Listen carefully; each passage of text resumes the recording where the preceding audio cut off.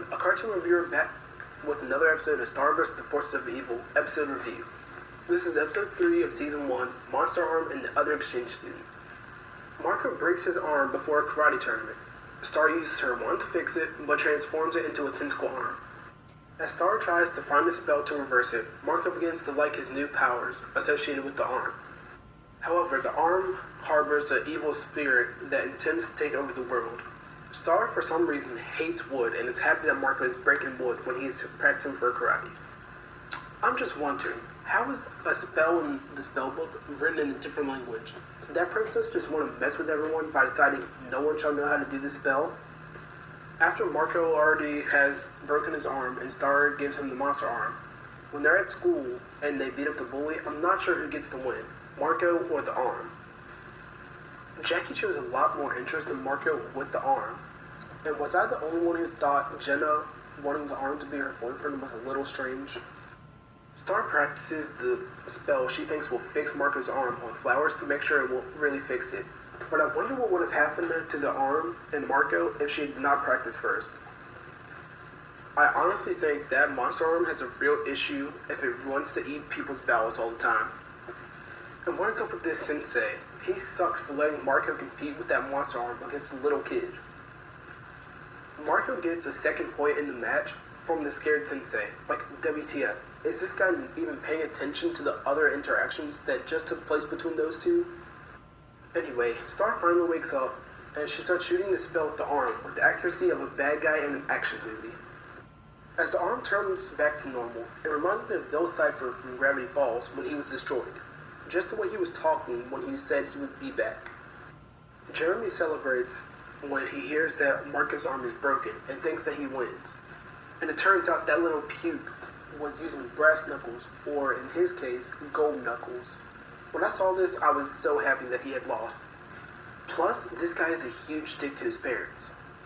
The way the episode ends with Star saying that the arm will probably not come back gives me hope that it will make another return someday in the future. My favorite line from this episode was the whole dialogue between Marco and the arm when it first tries to convince them that they will be good friends together. Because the conversation got extreme very fast. So that was the end of the first episode. Now let's move on to the second part. When the Diaz family receives a visit by their former foreign exchange student, Gustav from Scandinavia, Gustav soon becomes the family favorite with his meatballs that Star feels neglected. She senses something is wrong when she discovers Gustav harbors some books about media and how to act like a Scandinavian in his backpack. The episode starts off with the Diaz family giving the Star a surprise party for her 47th day on Earth. I honestly wished that if I were an exchange student, that my host family would do that for me every morning. Marco and Gustav have a handshake that is very cool, funny, and complex. I was confused as to where Gustav was from with his story about saving a polar bear, and then the show tells us he was from Europe. This already made me think something was up. I may not know much about Europe, but I assume there are not enough penguins for everyone there to have one as a pet, even if they are in Europe in the first place. Just from the Diaz family's love of these meatballs, does anyone else wish they could try them, or is it just me?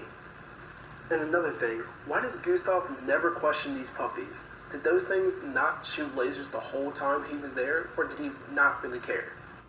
At some random point in the episode, there was an awesome cameo of Spider in a top hat. I loved seeing that. I'm not sure what I thought was more suspicious, Gustav sneaking around doing all those weird things in secret, or Star always watching him to see him doing those things. Marco says my favorite line in the whole episode when he is talking to Star and he tells her that when she calms down, she can meet the family at Isolation Point, where no one can hear you scream, with enjoyment. I just love how they added that little pause in between to make it feel like something even worse was going to happen.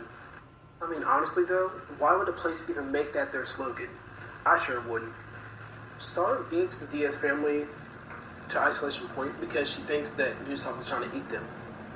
And Star has the scary looking face when she is chasing Gustav.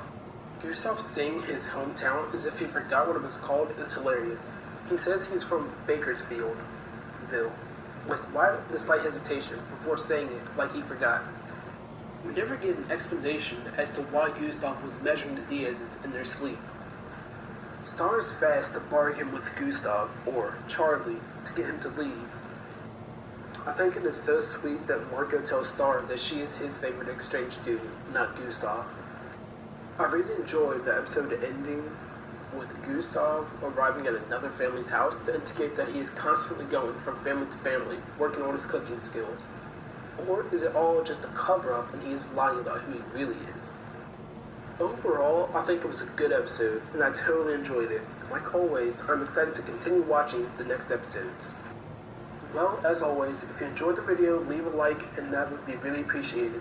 Don't forget to subscribe to the channel for more videos like this.